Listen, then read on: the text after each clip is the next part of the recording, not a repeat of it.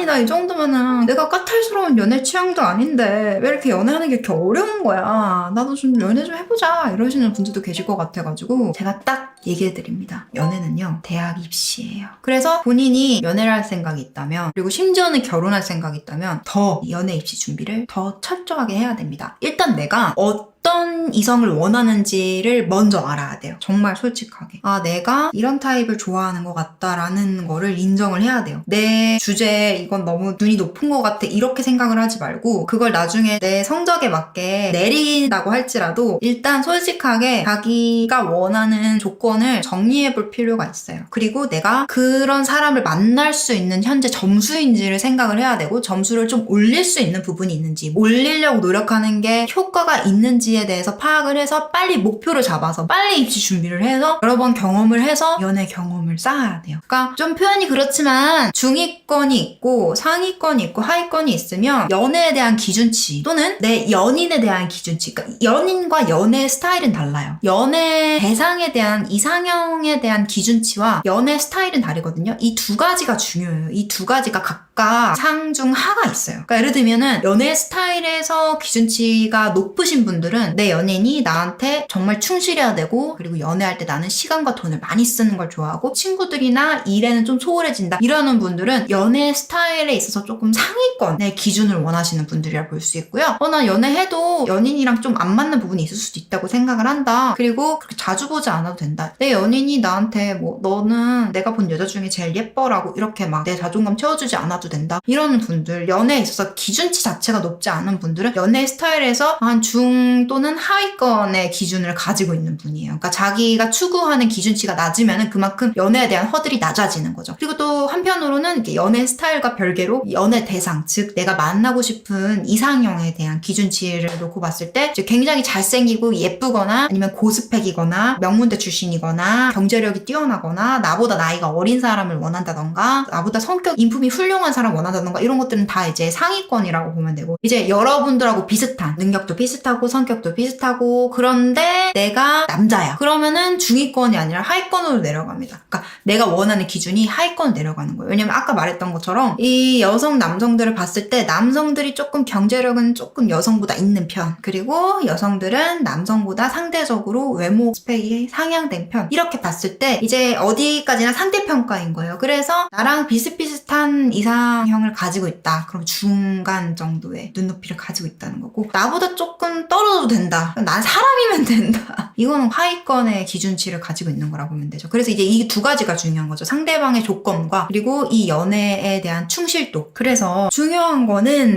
내가 잘생긴 남자를 원한다. 내가 예쁜 여자를 원한다가 아니라 지금 내 연애 등급이 어느 정도고 내가 지원하는 학과와 대학에 내가 유리한 점수인지를 파악하는 게 중요하다는 거죠.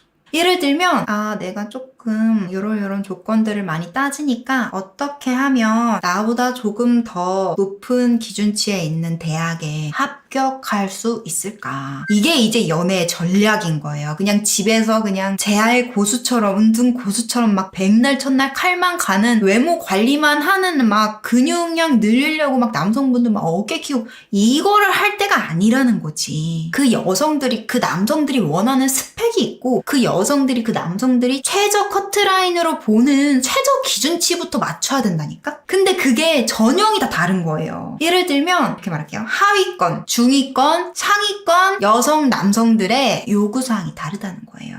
그러니까 여러분들이 생각하는 남자들은 이런 여자 좋아한다는 하위권 남성들이 좋아하는 여자의 특징이에요. 근데 여성분들 중에 이런 분들 계시잖아요. 나 좀 예뻐. 그래서 나 하위권 남자 만나기 싫어. 나 성격 좋고 집안 좋고 능력 좋고 프로는 남자 만나고 싶어. 자, 이런 분들은 중위권 상위권 스펙의 남성분들을 원하시잖아요. 그러면 남자들이 좋아하는 여자 특징 이런 거 안 통한다고. 그러니까 이 최상층에 있는 남성들은 고급을 원해요.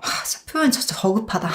그냥 예쁜 걸 원하는 게 아니라 우아함을 원한다고요. 근데 그게 출처가 있어야 돼. 집안이 교양 있는 집안이고 돈이 좀 있고 해외 유학파라던가 아니면 본인 직업이 되게 안정되어 있다던가 이런 식으로 최상층에 있는 남자들은 뭐든지 최고급만 원해요. 그러니까 이게 여러분들이 봤을 때 내 외모와 매력과 내 화술과 연애 경험과 이런 것대로 시집 장가 잘 가고 연애 잘할 것 같죠? 아니에요. 자기의 연애 등급과 자기가 열심히 접선을 한 그 등급의 풀 있잖아요. 이성들과 자주 만났느냐. 이게 중요한 거야. 내가 나쁘지 않은 스펙이야, 연애로는. 중위권이란 말이야. 근데 내가 최상위권 이성을 만나고 싶어서 자꾸 사람들을 안 만났어. 그럼 그대로 늙는 거예요. 근데 연애를 할 때 있어서 외모는 상당한 스펙이거든요. 나이 들수록 점수가 떨어지지. 그럼 난 상향 지원할 수가 없어요. 점점 더 하향 지원을 해야 되는 거죠. 그래서 중요한 건 이성한테 인기가 많냐, 연애를 많이 해봤냐, 이게 중요한 게 아니라 지금 내가 어떤 스타일의 연애를 하고 싶고 결혼을 하고 싶은지 아닌지, 그리고 그런 사람들과 만나서 관계를 맺으려면은 내가 어느 정도 최소 요구 조건을 맞춰져 있어야 되고 그 사람들은 과연 지금 어디서 뭘 하고 있을까. 예를 들면 여러분들이 결혼을 하고 싶어. 헌팅 포차에 나갔어. 성공할 수 있을 것 같아요? 연애에는 성공할 수 있겠지. 결혼에는 좀 확률적으로 많이 떨어지죠. 왜냐하면은 평소에 친구들하고 이런 곳에서 노는